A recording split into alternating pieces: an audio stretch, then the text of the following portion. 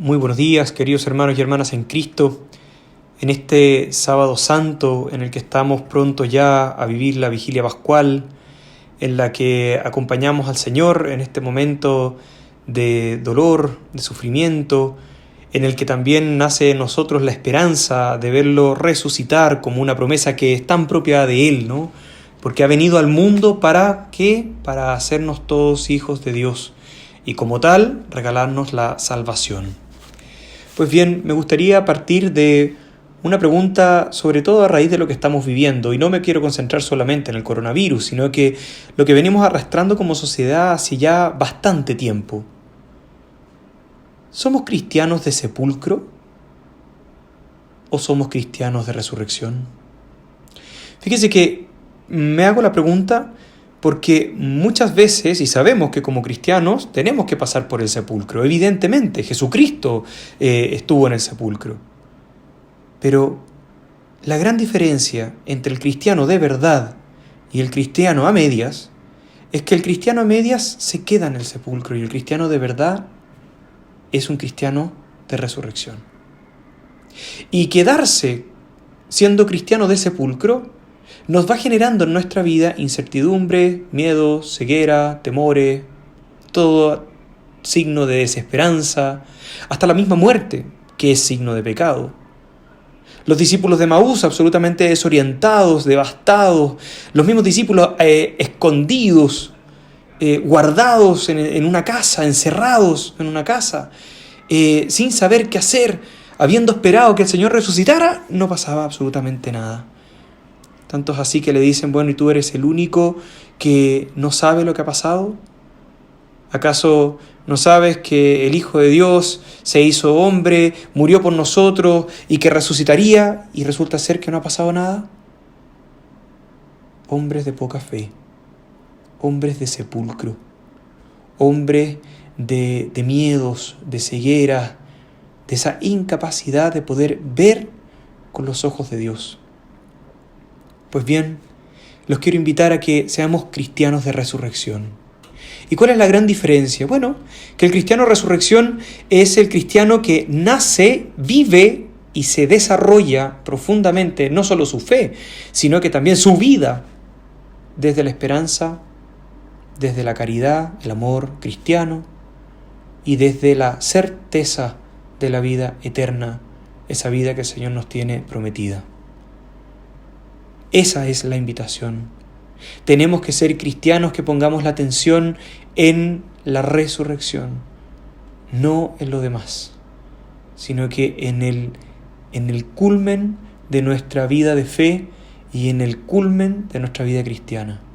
La resurrección del Señor que nos abre las puertas del paraíso a cada uno de nosotros, regalándonos la esperanza, la capacidad de ver y de actuar. Durante este sábado santo, en la que la Iglesia y el mundo entero se ve enfrentado a, y les decía al principio, ¿no?, la indiferencia social, a las guerras, a los odios, y hoy día el coronavirus, está tendiendo como a quedarse junto al sepulcro del Señor. Y sin embargo, lo que el Señor nos invita es a que este sea un tiempo de oración y de ayuno. Ambas dos dadas en la esperanza y más todavía en la certeza de que Dios resucitará y con Él resucitará a todos los que murieron en su amistad. Y por eso el descenso al lugar de los muertos para hacerlos ascender hacia esa vida eterna. Y ahí está puesta nuestra esperanza. Por eso es tiempo de meditación. ¿Y qué meditamos? Bueno, meditamos su pasión, su muerte, así como todo signo de esperanza que viene dada precisamente por esta resurrección que el Señor nos ha prometido.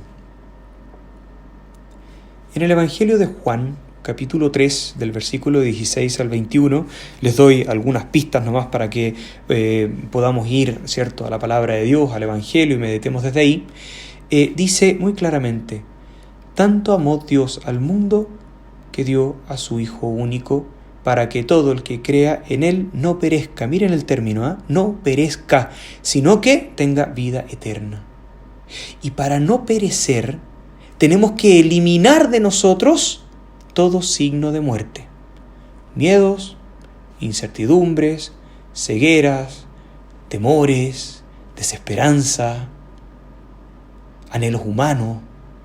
Y tenemos que enfocarnos precisamente en el querer de Dios, que de alguna manera ya se manifiesta al enviar a su Hijo al mundo. ¿Por qué? Porque su Hijo, y lo dice unos versículos anteriores, en el mismo capítulo 1 de Juan, dice, un hombre enviado por Dios se llamaba Juan, y viene a dar testimonio. ¿Testimonio de qué? Testimonio de lo más importante de todo. Es que desde el principio existía la palabra, y la palabra estaba junto a Dios, y la palabra era Dios, y ella estaba en el principio. Todo se hizo por ella, y sin ella no se hizo nada. Lo que se hizo en ella era la vida, y la vida era la luz de los hombres. Y la luz brilla en toda tiniebla, y las tinieblas no la vencieron. Es decir, el signo más grande de esperanza, de amor, es que el Señor no solo nos ofrece la vida eterna, sino que es luz en nuestro camino. Precisamente para eso, precisamente para poder hacernos ver a cada uno de nosotros que hay alguien que brilla en este mundo cargado de tinieblas, de oscuridades. Y por eso Juan vino a dar testimonio de esa luz. ¿Para qué? Para que creyéramos en Él. No era Él la luz, sino que Él daba testimonio de la luz. Y hoy, si somos cristianos de sepulcro, no vamos a dar testimonio de ninguna luz. No vamos a enfocar nuestra vida en nada que sea de Dios. Si queremos ser cristianos de resurrección, la luz tiene que brillar en nuestras vidas. Y esa luz tiene que iluminar toda tiniebla para que ella se disipe, pero sobre todo para que esa luz alumbre a los demás, a nuestros hermanos, a aquellos que están solos, a aquellos que están enfermos durante este tiempo, a aquellos que lo están pasando muy mal. ¿Por qué? Porque no tienen certeza de una experiencia, de un gran acontecimiento como es Cristo en la vida nuestra y en la vida de todo cristiano. Y por eso, queridos hermanos, no se puede hablar de resurrección sin hablar de encarnación. El Verbo de Dios se hizo carne y habitó entre nosotros, tiene que ver precisamente con el fin último que Dios Padre ha querido para nosotros. Y es hacernos todos hijos en el Hijo. ¿Para qué? Para que, muriendo al pecado, resucitemos a la vida eterna, resucitemos a la esperanza, resucitemos al amor, resucitemos a todo aquello que nos acerca, pero que sobre todo nos asemeja a ese Señor de la vida que nos ha creado por amor a su imagen y semejanza. Entonces, cabe destacar una pregunta que podríamos hacernos con respecto a la resurrección, y que es una duda que afecta al hombre de todos los tiempos. Después de esta peregrinación terrena, ¿qué será de nuestra vida? ¿Qué nos va a pasar? ¿Qué va a ocurrir con nosotros? Nuevamente, ¿no? Signos de incertidumbre, como ganas de tener todo bajo control. Ojalá que lo pueda saber y pueda quedar tranquilo. Y al final el hombre nunca va a quedar tranquilo, porque siempre va a querer ser conocedor de todo. Y si no, pregúntenle a Adán y Eva, que de alguna manera querían ser conocedores de la verdad, y precisamente por eso cayeron. Entonces, ¿qué será de nuestra vida? Uno de los grandes errores es pensar más en la muerte. Nuevamente, ¿no? Temiendo por la incertidumbre que ésta nos da. Ese es el gran error. Pensar en la muerte, en vez de pensar en la vida como certeza dada por Jesucristo, que no solamente hace camino con nosotros en esta vida terrena, sino que viene a padecer, morir en la cruz, estar en el sepulcro para poder resucitar de entre los muertos y poder hacernos alcanzar a todos la gloria del cielo. ¿Por qué? Porque Él ha venido a dar la vida, y la vida abundante, abundante para nosotros y abundante en la esperanza también. Por ello, Jesús responde que la vida pertenece a Dios. ¿Tenemos claro eso? ¿Estamos ciertos de aquello? ¿Tenemos certeza de que le pertenecemos a Dios? No solamente nuestra vida, lo que somos, los dones, las gracias, todo lo que el Señor ha puesto en nosotros. Le pertenecemos a Dios. Y el signo de esa pertenencia es que Él nos invita a decirle Abba, que significa Padre. Y más lindo todavía, es la relación de un hijo muy pequeño con su padre. Es la relación del papito. De esa palabra mucho más sencilla, mucho más niña, pero que sobre todo demuestra una profunda certeza y confianza en el Señor que nos ama, en el Señor que se preocupa de cada uno de nosotros, a tal punto que llega a vincularse semejante a todos los hombres, a cada uno de nosotros, menos en el pecado, como diría Filipenses 2, del versículo 5 al 11. Es decir, Jesús asume nuestra condición y vincula su nombre al nuestro. Cuando dice, es el Dios de Abraham, el Dios de Isaac, el Dios de Jacob, no hablamos de un Dios de muertos, no hablamos de un Dios de sepulcro, sino que hablamos de un Dios de vida, porque todos vivimos para Él, ya que estamos invitados a tener los mismos sentimientos de Cristo Jesús. Por tanto, la resurrección es el signo de esperanza más grande que tenemos todos los cristianos, porque es Cristo quien nos la da, y la da donándose a sí mismo. No da algo extra de Él, algo fuera de Él, no, Él se da.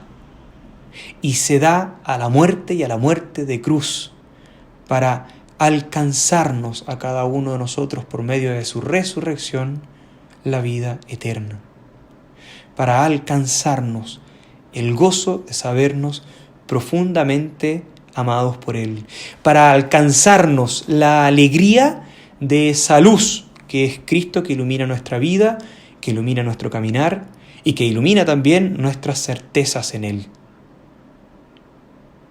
Por eso, y a modo de terminar esta pequeña meditación, pidámosle al Señor que la resurrección sea también para nosotros signos de volver a nacer en el vientre materno como Nicodemo, ¿no? Que Nicodemo no podía entenderlo y decir, bueno, ¿cómo volver al vientre materno? Bueno, lo más importante es volver a lo esencial de nuestra vida, volver a Cristo nuestra mirada, hacer que nuestra vida tenga sentido en Él.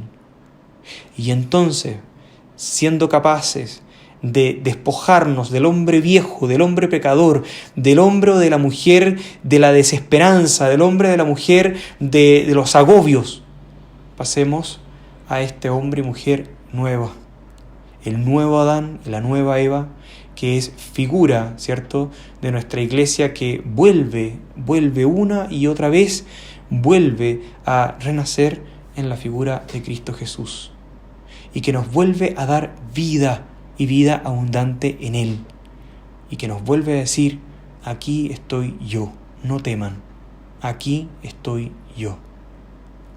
Y termino con un trozo del Evangelio que a mí me encanta, que es Lucas 15, ustedes lo conocen, que es la parábola del hijo pródigo, en la que este hijo, después de haberlo gastado todo, después de haber llegado a lo más profundo de su pecado, al lugar más oscuro de su vida, al darse cuenta de lo mal que estaba, entonces discierne. Fíjense que la resurrección también para nosotros tiene que ser signo de discernimiento. Por un lado, de cuánto nos ama Dios, sin duda alguna, por supuesto, y todos los días lo vemos reflejado, pero por otro lado, para demostrar con nuestras vidas la presencia del resucitado. Fíjense que el discernimiento hace que esa presencia del resucitado nos haga pensar y nos haga enfocar nuestra vida en la resurrección y nos haga enfocar nuestra vida en la vida eterna y no en esta en la que estamos, no perdiéndonos como estamos, sino que al contrario, encontrándonos gracias a esta luz que es Cristo Jesús, que viene a nacer en medio nuestro, pero también esta luz que nos guía hacia el Padre, hacia el Abba. Y por eso mismo el Hijo, después de un gran discernimiento, después de una gran conversión, porque eso también es este tiempo, ¿no? Y el tiempo de Cuaresma sobre todo, después de esta gran conversión que hemos vivido del corazón, se pone de pie, y así nosotros también tenemos que hacerlo, y decir: volveré a la casa de mi Padre. ¿Por qué voy a volver? Porque somos necesitados del amor de Dios. Estamos necesitados siempre, constante y permanentemente de esa vida eterna. Estamos necesitados de esos signos de esperanza. Estamos necesitados de toda la presencia de Dios en nuestra vida. Y eso, querida comunidad, querida familia, queridos hermanos cristianos, eso es precisamente el gran desafío en este tiempo. Es que volvemos al Padre. Y miren qué cosa más linda. Jesús, que ha venido a morir por nosotros, también ha resucitado por nosotros. Y así como en el Hijo pródigo vemos la figura del Padre que sale al encuentro. No es que espere que el Hijo toque la puerta, porque Él fue el que la embarró, no, sino que sale al encuentro. Ese Dios que sale al encuentro es el Dios que hoy te quiere salvar. Es el Dios que hoy te quiere mostrar la verdadera y más plena felicidad. ¿A dónde está la verdadera felicidad de tu corazón? ¿Está en el sepulcro vacío o está en la certeza de la resurrección? Pidámosle al Señor la gracia de poder descubrir que verdaderamente este tiempo de gozo sea un tiempo en el que, habiendo convertido el corazón, volvamos a tomar la mano del Señor, le volvamos a decir: Señor, he pecado contra Dios y contra ti, no merezco ser llamado hijo tuyo, trátame como uno de tus jornaleros, pero sobre todo con la certeza, la esperanza y la alegría de que el Señor nos volverá la dignidad de hijos una y otra vez y todas las veces que sea necesario. ¿Para qué? Para alcanzar esa plenitud en el reino de los cielos. Pidámoselo por intercesión de nuestra Madre, la Virgen María, durante este tiempo de dolor, durante este tiempo de enfermedad, durante este tiempo de estallido social. La Virgen María ha querido visitar nuestro país, lo ha hecho bajo la advocación de la Virgen de Fátima.